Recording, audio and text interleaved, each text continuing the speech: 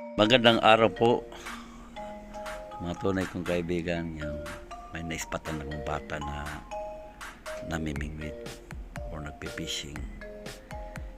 Ganito kasi ay natutuwa ako sa kanya dahil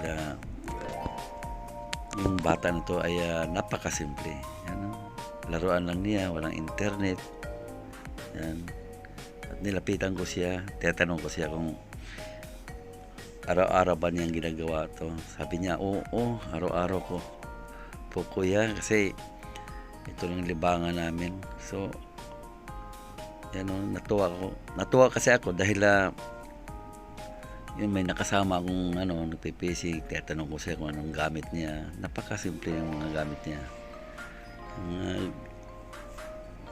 Ganito sana na mga bata ngayon na walang ibang libangan kundi ang mag-fishing tapos mag-aaral.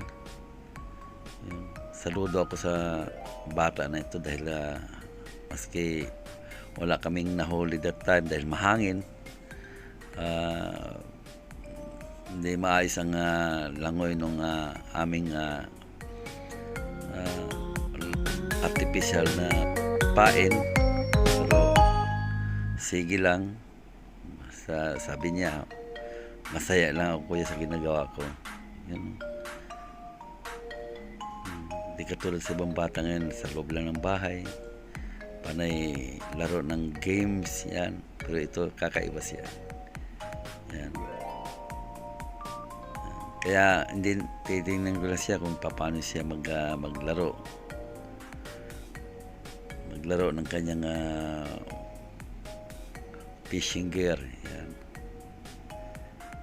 Sana nagustuhan nyo ang video nito mga kaibigan dahil natutuwa po ako talaga sa bata nito. Maraming salamat po sa panood ng video nito. Ako'y masayang-masaya talaga na kahit sa ilang oras lang na kasama ko siya na habang namiminig kami ay yun, talagang masarap kakwentuhan pagdating sa pamimingwit. Sa itong lugar na ito ay dito kami na dumadayo din ng tatay ko, kapatid ko, na namimingwit kami sa lugar ito. Ang daming isda dyan sa laot na yan.